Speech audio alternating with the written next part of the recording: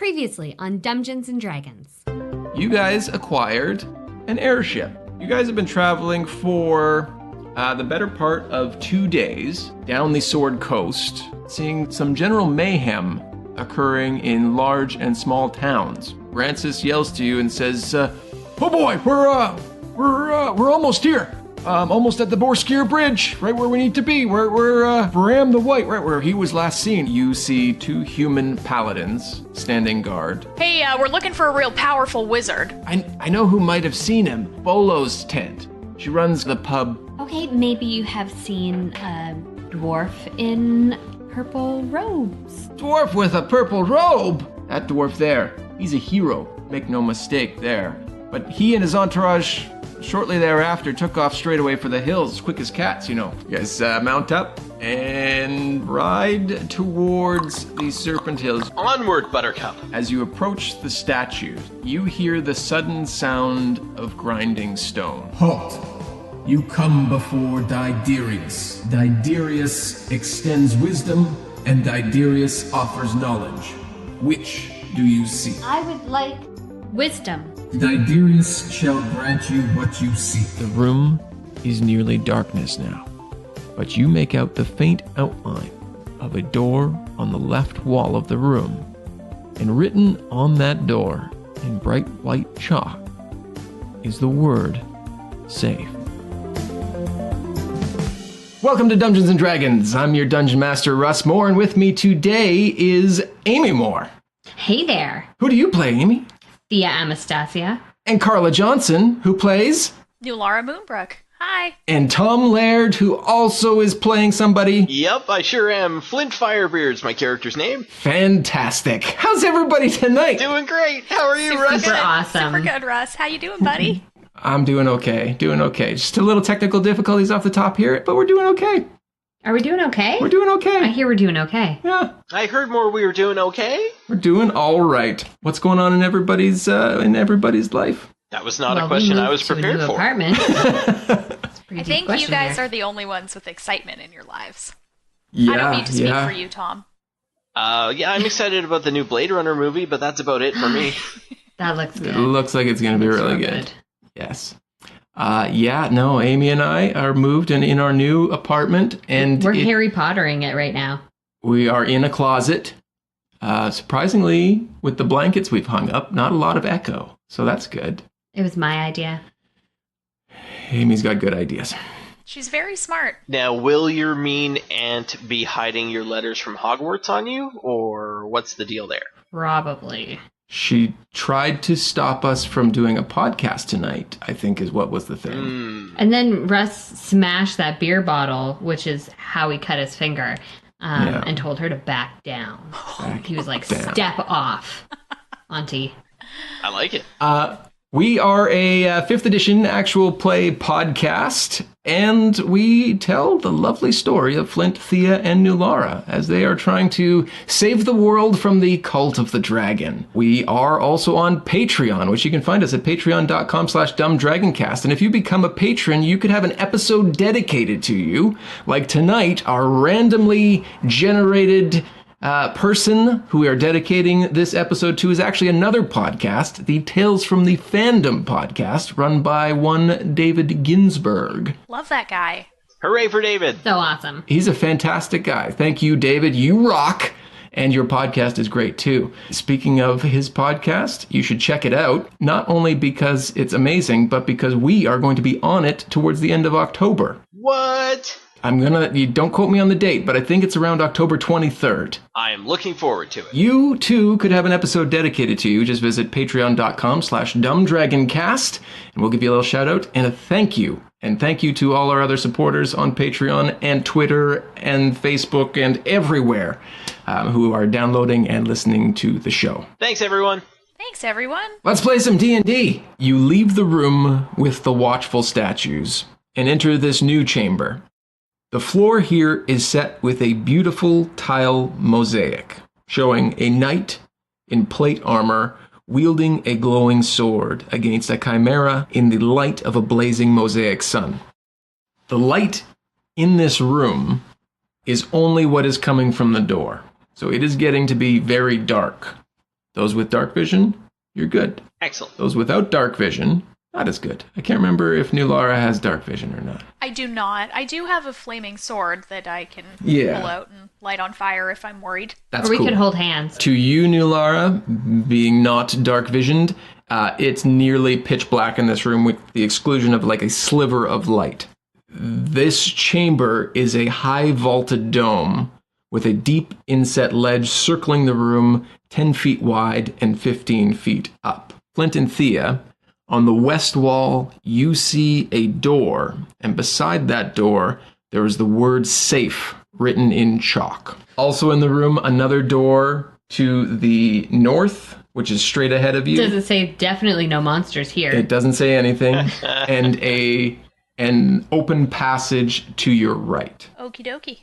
What do you guys want to do? Well, logic dictates that someone has been here before and has checked these out and has marked the one on the west wall as safe. I think we should go there. Yeah. Do you guys remember what we're doing in this temple? We're looking for Varam, aren't we? Yeah. Just making sure we were all on the same page there. Okay. Yeah, I totally wasn't sure. that. Yeah, no, I thank you for saying. We followed him into the hills, found this temple, and I mean, the safe could be a trick, but let's go safe? Sure. Yeah. You walk closer to the door, and as you step in further into this room, make a perception check. 14. Okay, 19. 14 for me. Step further into this room, and you all see the tiled chimera begin to shift in place, and it begins to form and jump out of the floor, forming a tile-shaped chimera. Roll for initiative. It wasn't safe. We're right into it, hey? This is why we don't trust Russ. Because every, wall and door attacks us. 12 for my initiative. 18. Nat 20. God, motherfucking damn shit. Cunt. Easy. Jesus. Thia, you are up first. The chimera leaps from the floor, but you are all perceptive enough that you see it trying to attack you. Oh, good. Sorry, this is a stone chimera? It's a tile. So if you can picture the shape of a chimera. I can't. Go on. A chimera is a three-headed beast. One head is a dragon. One head is a lion. One head is a goat. Uh-oh, Carla. And it is formed for you. Carla. magically from tiles. Is it like a pretty mosaic? Yes. Oh, okay, cool. Okay, well, here's what I'm gonna do. I'm gonna moonbeam it. Is there a way that we could just put some grout on the tile chimera and just get it back into the floor? And maybe seal it, like some tile sealant. Are we talking ceramic? Yeah, stone tiles. Oh, more like marble? Yeah. What do you want to do? Russ is not having our shenanigans tonight. I thought we were just vamping while Amy found her spell. 2d10 radiant damage on a failed Constitution saving throw. It goes away so fast. Do a Constitution saving throw. Chimera motherfucker. This is a 19. What? Fine, you get to take half of my damage. You get 3 damage. Okay. Half of my damage. Okay. My rolls were bad. Fair enough. Oh. So you call forth your moonbeam, and it illuminates the room, which allows Nulara to see much better in the room. But it seems to have good reflexes, and it jumps out of the way of your moonbeam. And it is Flint's turn. How far away from me is this thing? It is within 15 feet. It leaped from the floor towards you and got nicked by the moonbeam. So the moonbeam is directly about 10 feet in front of you. Chimera is off to the right as you see it by about another 5 feet. Okay. I will head on over to where that chimera is and take a swing at it with my axe. So that is a 20, but not nat 20. Sure, yeah, that'll hit. Okay. 26. Nice. 26. And what type of damage is that? Slashing? That is a slash happy attack. Okay, it takes the full brunt of your slash happy attack, and when you strike into this tile chimera, where normally from a creature blood would spray, the tiles spray and splinter as if they were its blood. Sweet.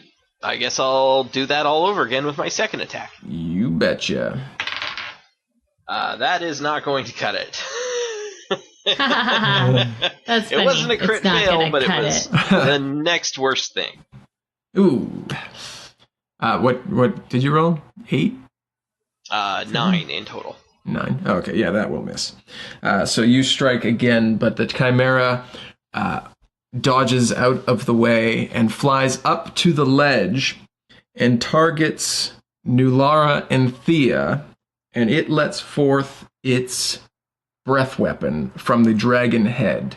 So you have to make... Yeah, dexterity saving throw. 2. And that's with my bonus. Oh, I rolled a nat 20, so I just floated out of the way, I guess. Does she float out of the way and carry me out of the way? Like, is her roll I that can't believe good? that's when I get my 20 of the quarter.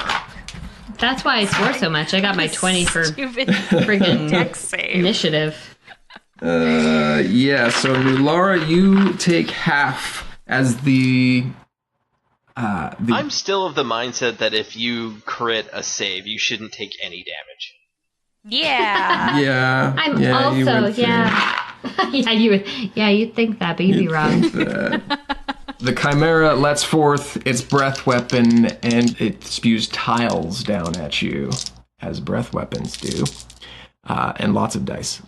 In fact, I'll borrow a don't couple. touch mine. I'm going to borrow a couple. I still need to roll one more. Oh my god. Yeah, one I more. might die.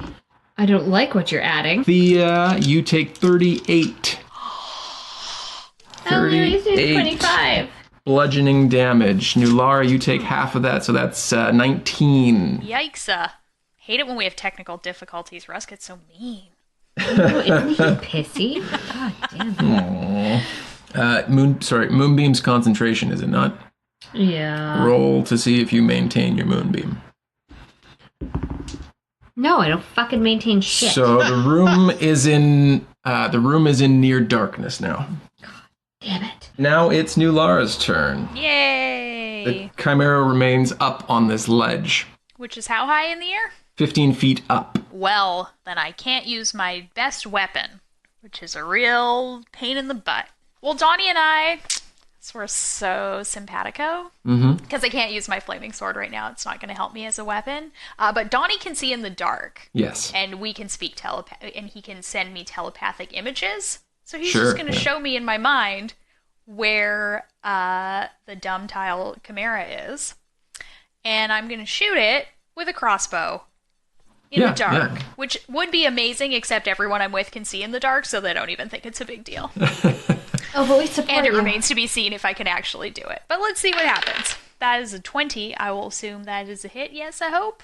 20 will hit, yep. And that is 7 piercing damage. That will take half of that damage. Because it is Bullshit. resistant to piercing damage. What a dink. Okay, I'm going to shoot him again anyway, because it's my only weapon that will do anything.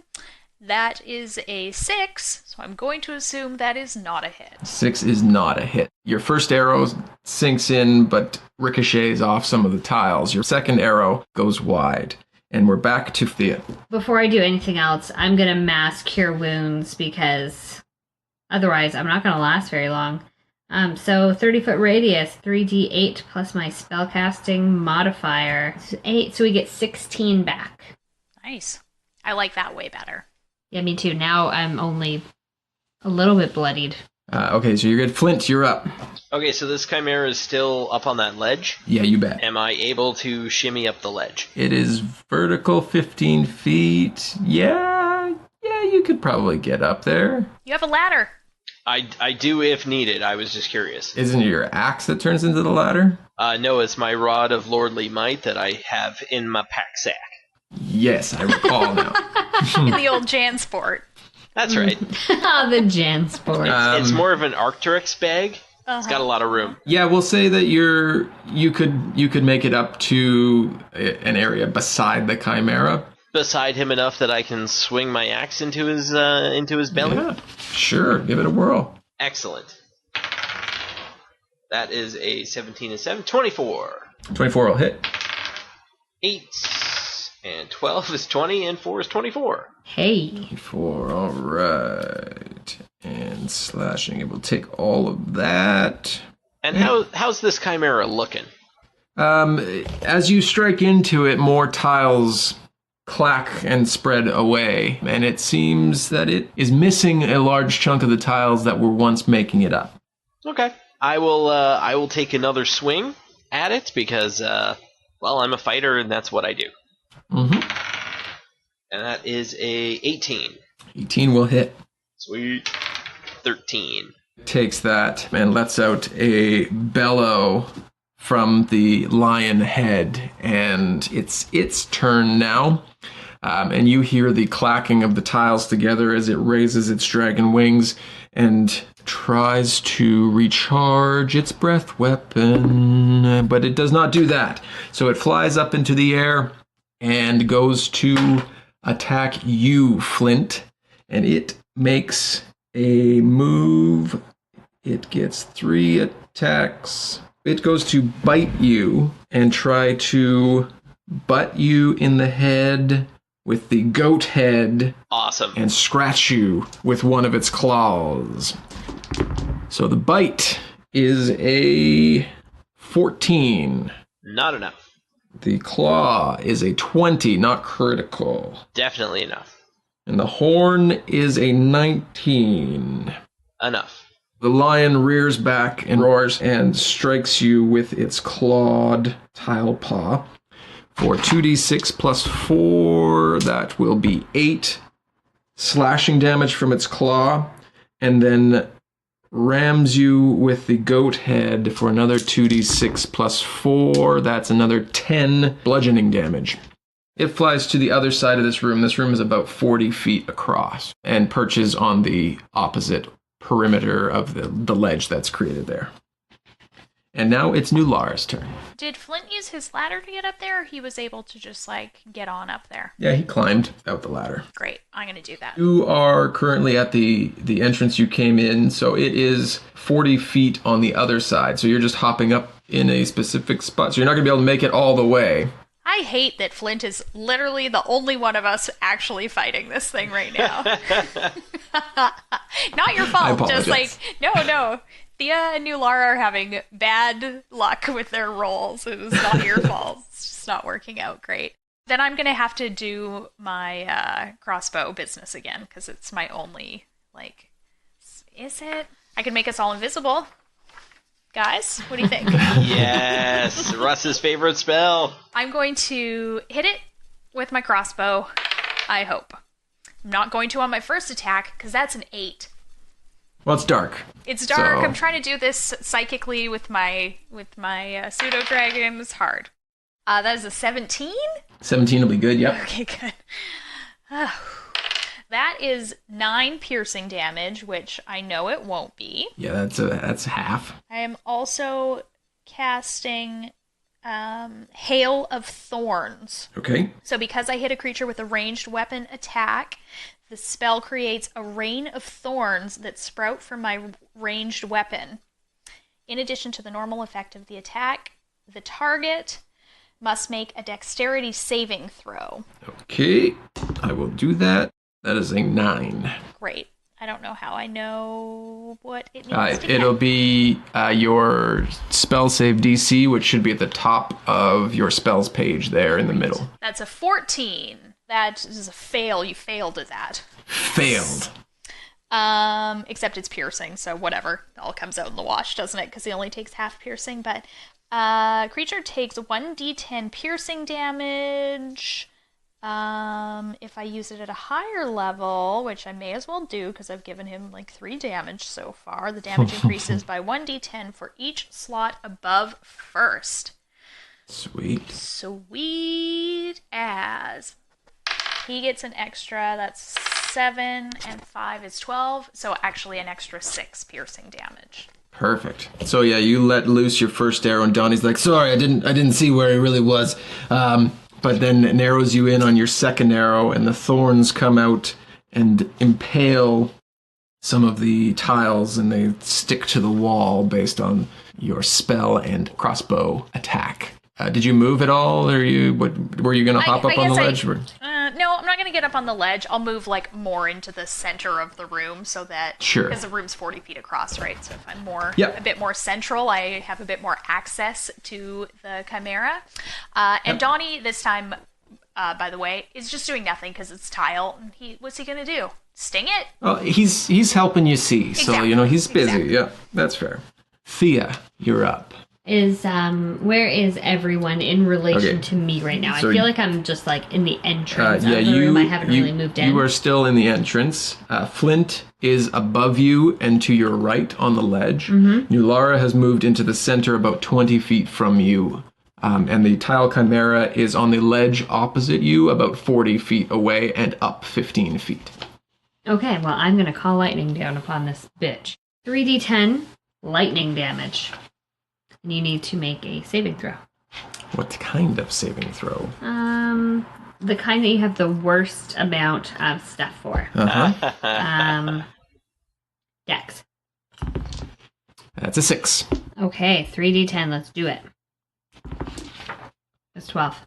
You form a cloud inside of this room that you're in, and the lightning comes down and breaks apart more of the tiles as you cast Call Lightning, and it takes that full damage, but is looking like it's having trouble piecing itself back together. Good. But still appears to be constructed.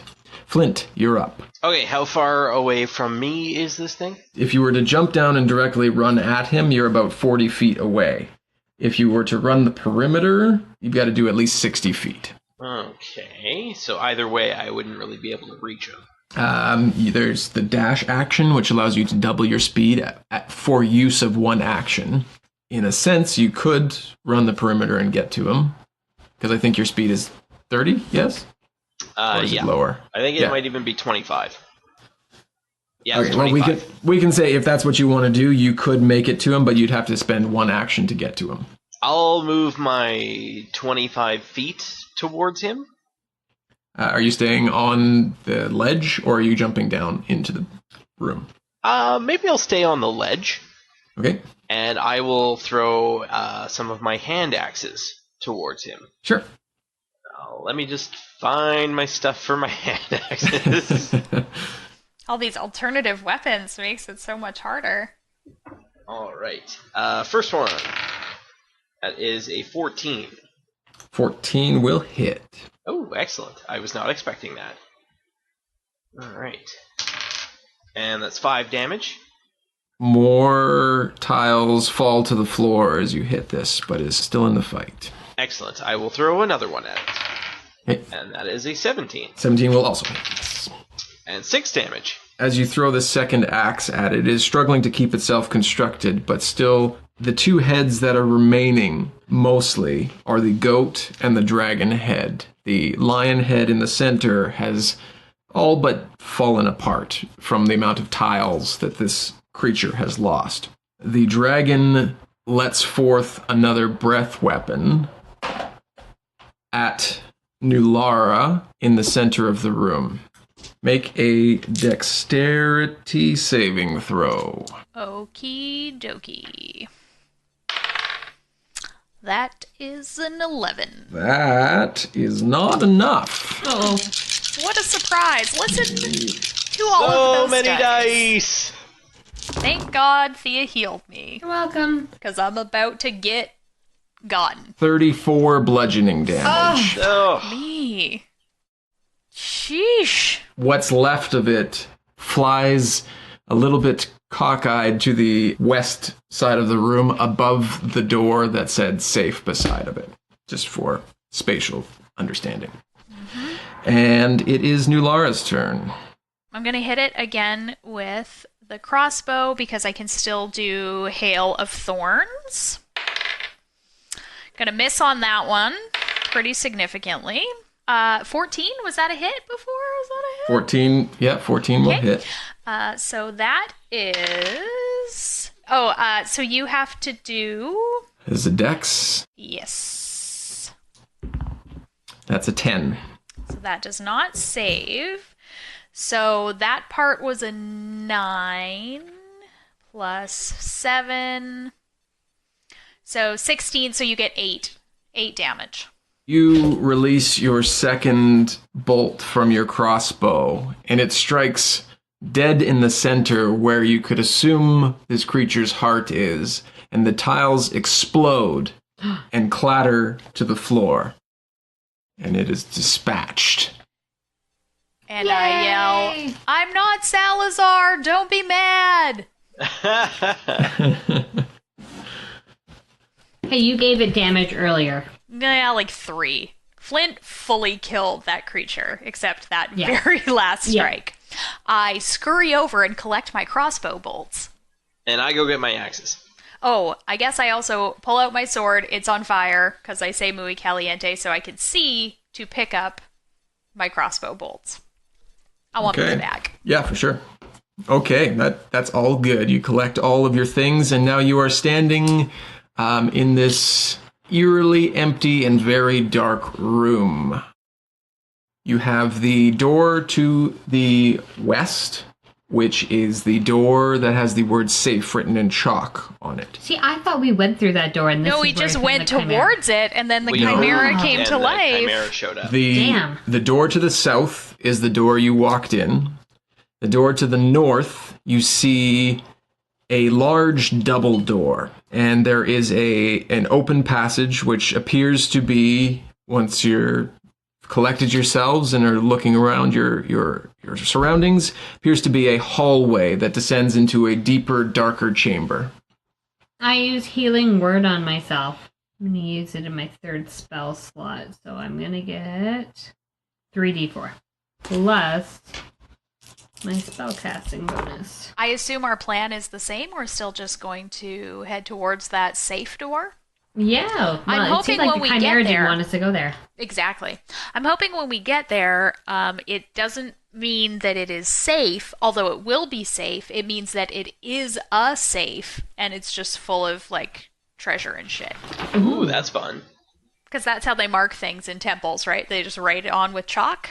Mm-hmm. It's like a fitting room at a clothing store. They just write your name on the outside. Exactly. This is an Old Navy. Exactly. It's a ye old Navy. Classic. And old has an E on the end of it. Exactly. Oh, I like that. So you guys collect your things, do a quick scan of the room, and then proceed into the door that has the marking of safe. Entering this new chamber, you see in the center, immediately, a 10-foot wide well. Sitting near the well is a bronze bucket on a rope, while an empty basin stands 8 feet up along the north wall of the room, with stone steps leading up to it. It puts the lotion in the A brass lever protrudes from the wall near the basin. The sides of the well and the floor next to it are covered in bright red mushrooms. Oh, God. No. Those are never good. Much like my drawings of mushrooms, stuff. You should see. They're incredible. Nobody touch the mushrooms. As I've already stuffed 6 mushrooms into my mouth. I clap him on the back. Spit him out. Does Flint actually stuff 6 of them into his mouth? No, of course not. Flint dies. Just checking. So we have not stepped on any mushrooms yet, but they are on the whole floor? No, they are on the walls of the well in the center of the room and a little bit around it. So you've walked in, you can see, and based on the light from Flame Tongue, you can tell that they are bright red, but everybody can see, based on their dark vision, that there are, in fact, mushrooms. But no, they're not covering the whole floor. Okay. Can I, make a check? Do I know anything about these mushrooms? Nature check. You could make a nature check, yeah. And this room is 10, 20, 30, 40 feet across, but it's like a circular room that follows the shape of the well. Rolled an 8. I also have pretty good nature, so I can. I just got a 19 because I have advantage on intelligence checks. Oh, yeah. nice. Okay, well, that's better than mine. I only got a 13, so. Flint, you know that they would be, if you were to eat them, they would be safe to eat. There's nothing poisonous about them, and they're safe. They're just mushrooms. Yeah, it's just a very moist area and Don't say moist. Wet area, very humid area based on the well, and that they're just growing because of the climate around the well. I wish your nature check hadn't gone so well, so that I could have spent an hour hiding from safe mushrooms. I go over, grab one of the mushrooms, and eat it, and I say, "These are fine, guys." So you pick up the mushroom, and they are slick to the touch with like a watery sheen that kind of resembles blood. Cool. They have the taste and texture of raw liver. Oh. But you quickly pop it into your mouth, and you feel no ill effects from them. Other than ew. Probably likes raw liver, nasty boy. You nasty boy. Hey, we takes what we can get under the mountain. Yeah, We look fair upon enough. him in disgust. Just like, ugh. So there's some kind of puzzle here, I assume? Do we care about it, or should we leave? Do we fill up the bucket from the basin up at the top to fill up the well? Yeah, we lower the bucket into the well, collect water, and put it in the basin. And what's the Let's lever try do? that. I feel like we're on like Minute to Win It, or like, what's that one where the people have to go around the world? Great Where Race. in the world is No. Carmen Sandiego? An amazing race. Amazing Race. I'm pretty sure it's Where in the World is Carmen Sandiego. Well, yeah, well, that was the original Great Race. Yeah, let's do that. Thea walks over and she picks up the bucket and makes sure that it is all attached to the appropriate stuff and throws it in the well and lowers it. Yep. You drop it down and you hear a splash a couple seconds after you drop of it. It fills up with water and you pull it back up to the surface where you are. Sorry. Do I notice anything weird about the water? Nope. It looks, smells, and feels just normal water. Feels. Just rubs it on I hand it to herself. Nulara and I'm like, go throw it in the basin. Okay. I took the big risk. There could have been a monster in that well. Should we maybe do like some sort of like arcana check, or is there anything like, does anyone have detect magic or anything like that? I have detect magic. Maybe cast it on the basin and we'll see if there's like anything funky about it. Sure. I sense a presence of magic within 30 feet of me for up to 10 minutes, so I can look at pretty much everything in the room. Mm-hmm. So I cast detect magic. And you get a sense and an aura and a feeling in the very air around you. And as you're taking this all in, you look to the bucket and you notice the water beginning to evaporate as you take longer to sense any magic in this room. But there's magic everywhere. Guys, this room is just it's just completely dirty with magic. Nulara, run to the basin. I like that you're still making Carla do it. I run to the basin. Well, it seems safe enough. You rush up the stairs as this water is slowly beginning to evaporate, and you pour it into the basin. As it's continuing to evaporate, as you pour it, it begins to pool at the bottom of the basin, and it kind of slants more towards the true north side of the wall. What's going on up there, Nulara? And continues to evaporate as you are waiting. I think we just need more water. Yeah. I run back down the stairs and fill you guys in on what happened and put the bucket back in the well.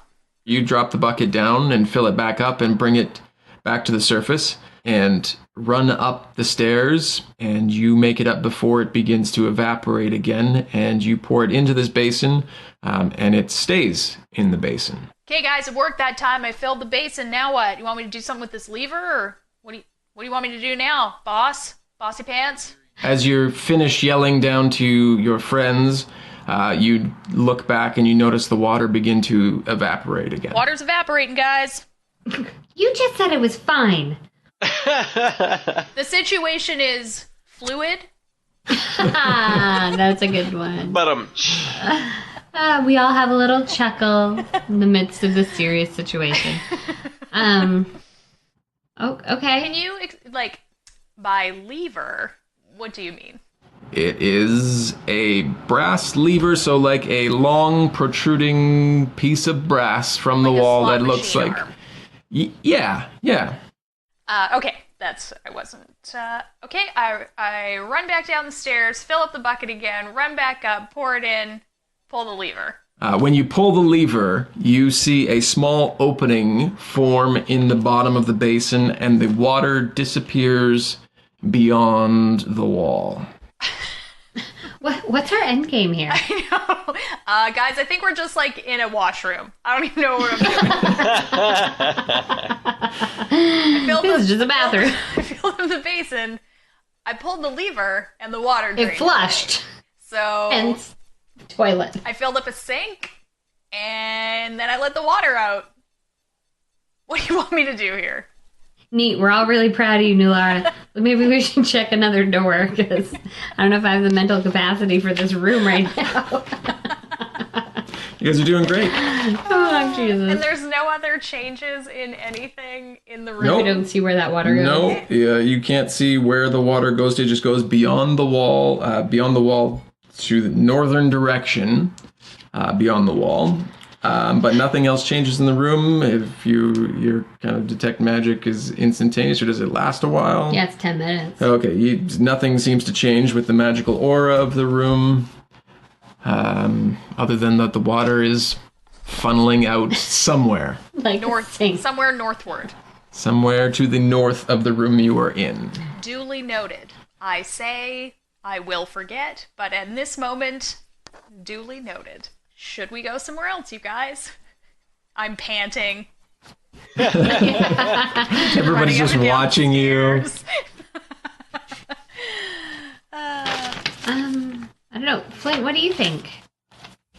well, I mean, the room said safe. It didn't say anything else about it, so we could try a different room. Yeah, I guess if we do stay here, we are technically safe. We are just somehow allowing someone else to flush a toilet. So... Okay, let's get out of this room. Okay, you enter back into the room where you fought the Chimera, and you are facing east. Across from you directly is the opening, the passageway, which looks to be a hallway going down further into the cave thing you are in, and the door to the north, which was a large double door. I say we go north. Oh, yes. Okay, sounds good. As you get close to the door, you see that they appear to be bulging out noticeably from their frame. The hand motions Rose has going on is great. Bulging out noticeably. It's not as dirty as it sounds. It was like you're holding two big boobies. Maybe the doors look like two big boobies. Do the doors look like two big boobies? Bulging out. Goodness No, gracious. they look like normal doors, but they are noticeably bulging out. Like something was bowing trying to get out of them? Maybe. No, they're noticeably being... Their shape understand what you has... mean. Okay, then I'll stop describing it. Just stop making... But your hand motions remain the same. Yeah. Is there like a big bar across it? Because I was Nope. picturing like double swinging doors, so clearly that can't be the case because they're. They're two large, like a French door style, but much larger. Mm-hmm. But they are bowing into, appears to be bowing into the room you are in. Totally full of water. From me filling That's it what with that buckets sink full is of going to. We flooded the room with the 3 buckets of water. with the It's all it took, man. Magic buckets. water. How are these doors closed? Just knobs? Regular knobs? Something's gonna come out when we open the door, is my concern. They have two, a large handle on each door. Okay. I grab one handle. Okay. Great. I'll grab the other. We can open them both at the same time and both kind of get out of the way. Yeah, Flint, prepare yourself. Flint standing directly in front of the door. Right in the middle of his axe. Okay. I'll stand behind the door that Thia's going to open. Okay, are we going to go 1, 2, 3, go, or 1, 2, 3 and go on 3? 1, 2, 3, go. Okay. 1, 1, 2, 2, 3, 3, go. go. Make a dexterity check. Hey there, it's me, your Dungeon Master Russ Moore. Sorry I'm whispering. I'm doing late editing, trying to get this episode out for you on time, and it looks like it's going to work out for me. Thank you for joining us for episode 23 of Dumbgeons Dragons titled Into the Tomb of Diderius. I want to keep it short and sweet for you today, not just because it's late and I'm editing, but because I want to give something back to you, and I just want to focus on that today, because we love to thank you for supporting us and the show. For the next 2 weeks, as of the release of this episode, we are giving away Dumbgeons Dragons stickers. That's right, you can have that sweet, derpy dragon plastered all over your stuff, or maybe at least one thing. All we ask for you to do is post a link to an episode of our show on your Facebook or Twitter feed with the hashtag DumbDragonCast. The link could be any episode. We just want you to share one of your favorites, whether it's this episode or one previous. When you post that link in hashtag, make sure you put the hashtag there because that's how I'm going to find it. I will see that and send you a direct message to ask you for your address so I can fire off a sticker to you. So again, it's simple. Post a link to any episode of our show on your personal Facebook or Twitter account.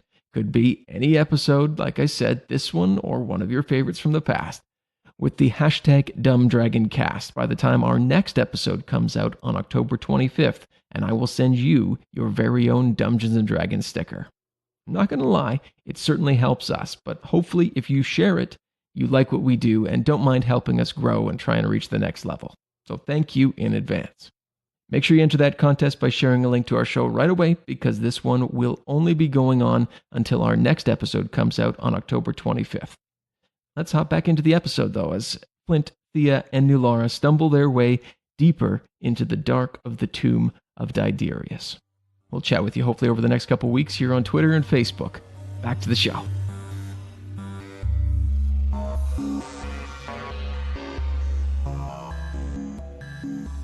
Not 14. Great. That is an 11. 19. Jesus Christ, your rolls are awesome. Flint, you save. You still take half damage, but as you 1, 2, 3 open these doors, broken stone and boulders pour into this room. As you release it, it pushes the doors open and breaks them into the room, and you are knocked back by the rubble that pours into this room. Is rubble really going to require that many dice? Yeah. Oh, God. That, So we're in the somebody really- Temple of Death. Totally. Somebody really jam-packed that somehow. I want to go back to the water room. Totally. God damn, it sounds like he's shaking a container of sprinkles. This is not as happy as Sprinkles. That's 26 bludgeoning damage for Thia and Nulara, Oh my god. and 13 for Flint. I'm down to 20 hit points, you guys. How many was that? 26, would you say? Yep. 26 and 13 for Flint. I am down to 24 hit points. So as you are knocked back and collect yourselves, the fall that came through the door leaves the hallway ahead of you filled with stone, and it is impassable. Sorry, that passageway that was off the main... No, sorry, the door that you opened appears to have been a hallway, but it is now filled with stone and impassable. So we just opened it, got beat to shit with rocks, and can't even go that way. Yeah. Thea heaves a big sigh and just starts walking, kind of dejected and, like, just toward that one opening. I've got to heal myself somehow. I'm not walking into something else with... I got nothing. I don't think I have anything either. Use a healing surge. Oh yeah, hit die plus con. Okay. Is that what it is? You can take a short rest and use any number of your hit dice plus Constitution modifier. Can we take a short rest, though? Sure. What do I get back for that? You can take any number of hit dice back. Yeah, I did that. Until you are somewhat happy with your thing, and I don't know if your spell slots come back after short or long rest. There, now I'm just only slightly bloodied. So you guys take a rest after you were beaten by boulders. The only passageway unsearched is the hallway to the west. Well, it seemed like the easiest way to go, and we chose to ignore it, so guess that's on us, guys. The hallway slants down sharply and is only passable by one person at a time. So which order are you going in? I'll go first. I'll be last. Okay. Flint, you walk down this hallway, and are you walking down cautiously looking for things, or are you just going in haphazardly? I'm whistling a jaunty tune. No, I'm relatively guarded in my approach. Yeah, for sure. So you guys are a little nervous, perhaps. Cautious, probably a better word, based on the interactions you've had in this area. So Flint make an investigation check, and that's an intelligence modifier. So you get advantage on that. Yeah, I do. Well, it's going to be hard to beat that first one. That was a 17. You walk down this hallway, and you notice about halfway down on the left side of the hallway, a secret panelway, large enough for a small creature to fit through, or, one of you three if you were to squeeze into it. What do you think, guys? Is Russ going to kill me off finally? Is it bulging? Nope, Yeah. There's no bulging from this panel. Well, I might as well go have a look. Panel is able to be removed, and it reveals a narrow shaft that looks like it maybe once housed some sort of dumbwaiter situation, and it drops down, from what you can tell, approximately 30 feet, and you see stairs below. Would this be like a one at a time thing, or? Yes. All right. I go back over to the group and I ask, well, what do you guys think? I relay the situation at hand. Does it seem disturbed at all? Like, we're in underground, shouldn't we be able to tell if people have been, traipsing through this business? No? Great. I've been wondering the same thing. That's why I thought the safe one, someone must have written it, but we haven't really seen any signs of other people having recently been down. How there's no not perverted way to say this. How wide is the shaft? It looks like a small creature or a medium creature could squeeze their way down the width of the shaft. But not with a ladder and then we just crawl down it. That would take up too much room. Yeah, exactly, yeah. So you'd have to kind of shimmy your way down. I say we keep going and come back to this if we need to. Hey, it's good to know that it's here. And every room we've gone in has just fucked us. So I don't know why we'd squeeze down a narrow tube when we don't know what's down this main passageway yet. That's true. Let's, Fair the enough. path of least resistance. You guys decide to continue down the hallway. And as you get nearing the end of the hallway, Flint, make a perception check, which is wisdom, so not. Hey, 15. You walk down to the end of the hallway, and you step down onto a plate that clicks. Well, nice knowing you guys. And you hear grinding and moving of tiles from behind you in the room you just left. The three of you turn, and you see falling towards you a large, boulder-shaped object gaining speed down the hallway. But this isn't a stone boulder, no. This mess appears to be made up of skeletons, whose arms are reaching from all sides, seemingly trying to grab onto something, anything, as it barrels towards you.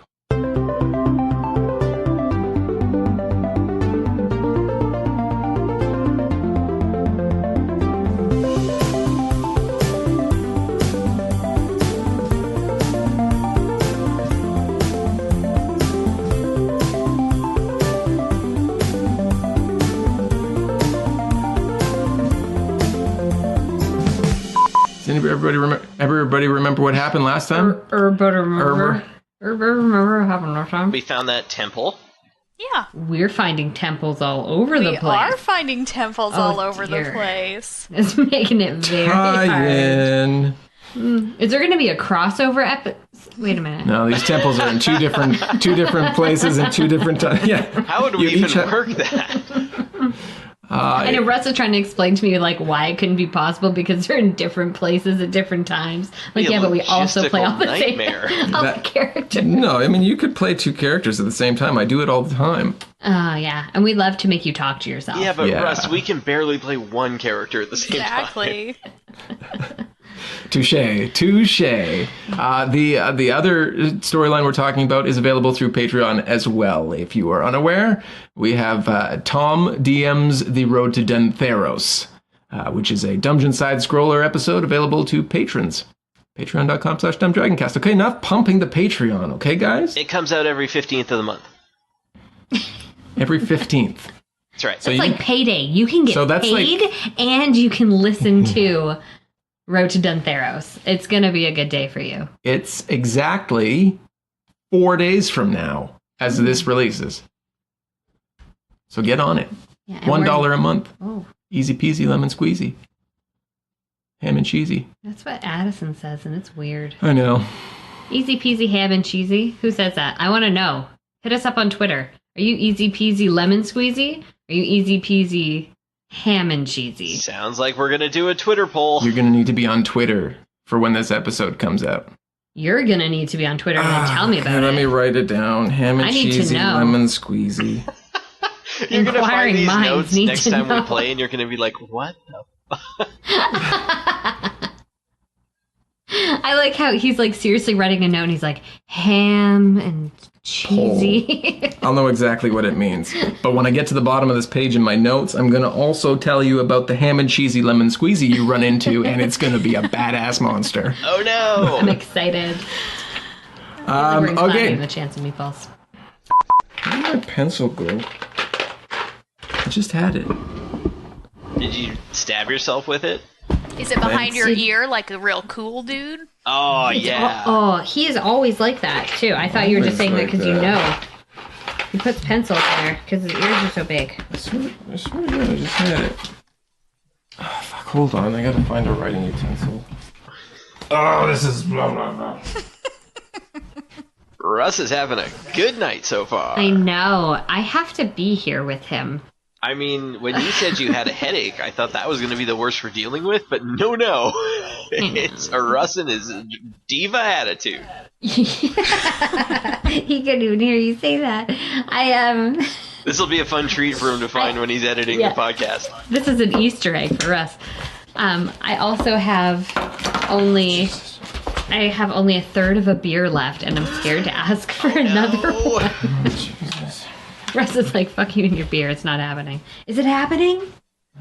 Oh, no, it's not happening. I got all excited. Good. After one of you dies here. I mean, what? Hey, I think you're what? Don't be a dick. So I I'm should roll a new character for next time. kidding. Yeah, absolutely.